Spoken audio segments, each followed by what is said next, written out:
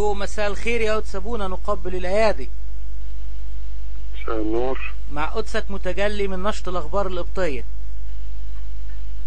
يا اهلا وسهلا. ازيك يا قدس ابونا؟ الحقيقه انا بتصل بقدسك بسبب المقالات اللي نشرت والاخبار اللي بتتذاع على لسان الانبا شروبيم ان في حوادث قتل حصلت في قنا، فاحنا عايزين نأكد الخبر او ننفيه علشان ما يحصلش يعني مبالغة في الامور او تهوين في الامور.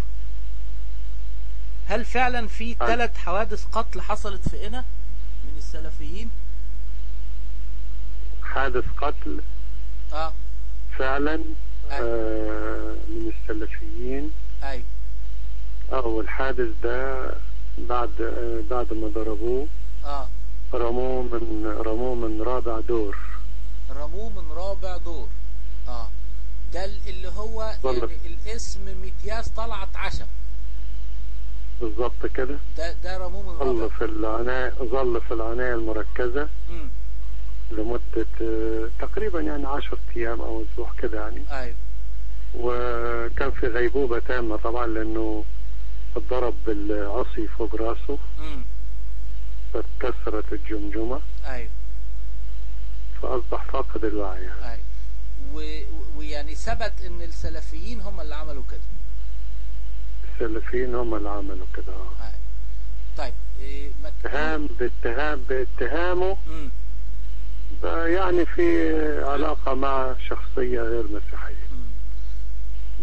هو ده دائما الاتهام الحقيقة، ان اي حاجة بيكون في شماعة جاهزة دائما لتعليق احتمال يكون في لا عشان يعني ما نبقاش مخفين الحقائق، يعني احتمال يكون فعلا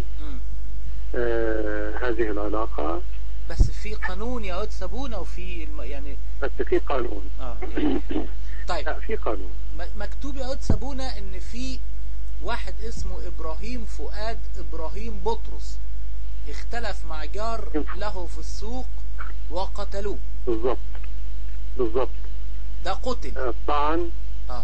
قتل طعن بالسكين في كذا مكان في جسمه. والشارع كله تعبى من الدماء بتاعته. يا خبر ابيض. فقد طبعا حياته في لحظات يعني. ده امتى يا قدس ابونا؟ انا اتذكر يعني 20/10/3 تقريبا 10/3. يعني موضوع برضو جديد مش قديم. لا جديد. بالظبط على طول يعني. يعني لماذا الاعلام ادى اهمية كبيرة جدا لموضوع قطع الودن ومحدش يتكلم على حوادث القتل دي؟ انا اول مرة اسمع النهاردة رغم ان انا متابع جيد للاخبار يعني. لان الاثنين اولانيين فقدوا حياتهم دون ان يدافعوا عن انفسهم. ايوه. انما الثالث بتاع قطع الاذن ما زال على قيد الحياة وبصحة جيدة. عشان كده بيجي فيه دفاع، بيجي فيه تحقيق. ايه عملوا، لكن دكامتي الاولانيين فقدوا حياتهم، هيحددوا مع مين؟ قوة الجماعات السلفية قد ايه في قنا؟ يعني الاخبار دي مرعبة جدا يعني. هل هم المسيطرين على قنا دلوقتي؟ لا لا لا لا لا لا لا لا لا. ولا نظام اضرب واجري بس يعني حاجة زي كده يعني. ومتمركزين مثلا في منطقة واحدة لكن مش للدرجة اللي تخوف يعني. لا. ولذلك بعد موضوع قطع الأذن ما فيش أي حاجة حصلت من يوم تاني. لا. الجيش مسيطر على الأمور كويس؟ شبه مسيطر. احنا قبل الأحداث الأخيرة في مصر عمرنا ما سمعنا عن السلفيين وإن هم عملوا. كنا نسمع الإخوان على الجماعات الإسلامية. يعني ايه اللي اداهم الدفعة الأخيرة دي؟ الدفعة الأخيرة علشان خدوا حرية أكتر. والجماعات خدت حرية أكتر. والأمن والنظام السابق كان كاتم النفس. فهنا خدوا حريته. كان في منهم مسجونين اطلق سراحهم. اه اه اه اه ده يمكن ده المفتاح بقى. ده المفتاح. واطلق السراح بالعافية مش بالزوج. وموجودين عادي في البلد ماشيين يعني.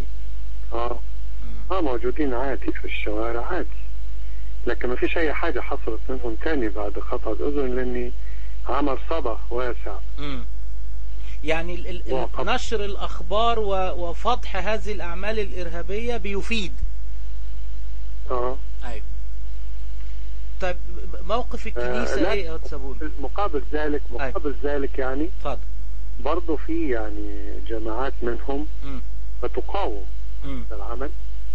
المعتدلين منهم، وبعض أئمة المعتدلين وأئمة المساجد يعني كان موقفهم حلو خالص معانا ومشرف يعني، وأخذوا أيمن ودوه الأزهر القاهرة، وشيخ الأزهر يعني تكرم واتصل بيعتذر عن الموضوع ده بنفسه يعني. أيوة. وتولى علاج أيمن اللي قطع أذنه، وتعهد يعني بتعويضه عن كل الخسائر اللي هو خسرها. الأزهر ضد هذه الأعمال. مان لا واضح يعني. لا هم كتيار ديني طبعا يعني مش محبوب قوي، على ما فهمت ان في كتير من الاخوة المسلمين بيكرهوه. يعني اذا كان هيسيطر على السياسة فده موضوع طبعا مش مظبوط يعني. يسيطر على السياسة وانه هو يساوي مصر بالسعودية، طبعا موضوع مش كويس مقبول يعني. موقف الكنيسة ايه في الاحداث دي يا أستاذ سابونا؟ الدولة المدنية. نعم حبيبي، الدولة معظم الناس بتنادي بالدولة المدنية فعلا.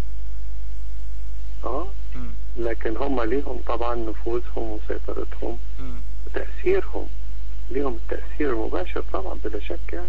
هل هم على خلاف مع الإخوان المسلمين؟ طبعا هم على خلاف. على خلاف طبعا. كنت بسأل قدسك موقف الكنيسة ايه من الأحداث ديت، يعني هل انتم متابعين جيدين للمواضيع دي مع الناس؟ جيدين. متابعين وجيدين وعلى اتصال بكل الأحداث. رائع يا أستاذ سابونا. أنا مش هاخد من وقت قدسك أكتر من كده. احنا بنشكرك جدا جدا على هذا اللقاء الصريح والكلام الهادي والواعي. أشكرك جدا جدا، واذكرني في صلواتك.